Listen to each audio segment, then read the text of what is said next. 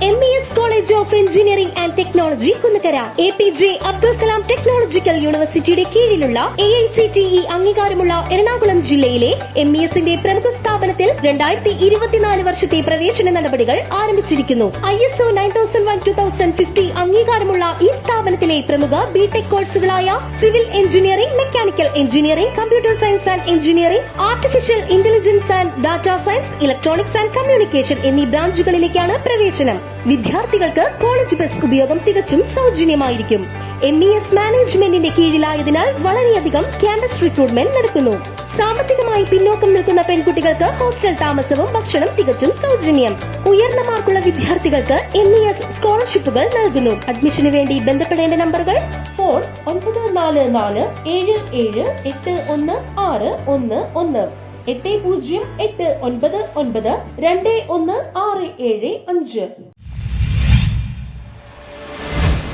Art and ആക്ടിന്റെ നേതൃത്വത്തിൽ TK Pareekutty അനുസ്മരണവും നീലക്കുയിലിന്റെ 70ാം വാർഷികാഘോഷവും നടന്നു. Cinema നിർമ്മാതാവ് TK പരീക്കുട്ടിയുടെ 55ാം ഓർമ്മ ദിനാചരണവും അദ്ദേഹം നിർമ്മിച്ച സംസ്ഥാനത്തേക്ക് ആദ്യമായി ദേശീയ വെള്ളിമെഡൽ എത്തിച്ച നീലക്കുയിൽ എന്ന സിനിമയുടെ 70ാം വാർഷികവും സംഘടിപ്പിച്ചു. ആർട്ട് ആൻഡ് ആക്ട് കൊച്ചിയുടെ ആഭിമുഖ്യത്തിൽ സംഘടിപ്പിച്ച പരിപാടി തിരക്കഥാകൃത്ത് PS റഫീഖ് ഉദ്ഘാടനം ചെയ്തു. കൊച്ചിയുടെ 1909 ജനിച്ചതാണ് അദ്ദേഹം. കൊച്ചിയുടെ വലിയ സമര ചരിത്രമൊക്കെ കടന്നു വന്നിട്ടുള്ള ഒരാളായിരിക്കണം പരീക്കുട്ടി സാഹിബ് എന്ന് നമുക്ക് മനസ്സിലാക്കാൻ കഴിയും.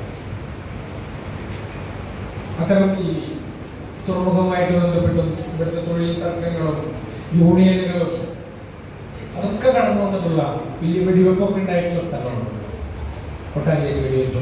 അത് പിന്നീട് നാടകമാവുകയും സിനിമയാവുകയും ചെയ്തതിന്റെ സുഹൃത്തുക്കളൊക്കെ അഭിനയിച്ചിട്ടുണ്ട്. ഹുസൈൻ അത്തരമൊരു വലിയ ചരിത്രമൊക്കെ കടന്നു വന്നിട്ടുള്ള ഒരാളായിരിക്കും ഉറപ്പായിട്ടും പരീക്കുട്ടി സാഹിബ്. കാരണം നമുക്ക് ആദ്യത്തെ ദൃഷ്ടിയിൽ നിന്ന് നോക്കിയാൽ മനസ്സിലാവുന്ന ഒരു കാര്യം, മലയാള സിനിമ കണ്ട ഏറ്റവും പ്രഗത്ഭരായിട്ടുള്ള രണ്ടാളുകളെയാണ് അദ്ദേഹം. കൊച്ചിയെ കുറിച്ച് കേൾക്കുമ്പോഴൊക്കെ ഞാൻ കേട്ടിട്ടുള്ളത് മുഴുവനും ഇവിടുത്തെ കലാകാരന്മാരെ കുറിച്ചാണ്. ഏറ്റവും ഗംഭീരമായി പാടുന്നവരും സംഗീത സന്ധ്യകളും അതുപോലെ തന്നെ നാടകക്കാരും സിനിമാ പ്രവർത്തകരും ഒക്കെ കൂടി അങ്ങനെ ഒരുപാട് ആളുകളുള്ള കലാകാരന്മാരുള്ള സ്ഥലമാണ് കൊച്ചി എന്നാണ് എൻ്റെ പ്രാഥമികമായിട്ട് എനിക്ക് എൻ്റെ ബോധത്തിലുണ്ടായ ആദ്യത്തെ കാര്യം, ഞാൻ കേട്ടിട്ടുള്ള ആദ്യത്തെ കാര്യം.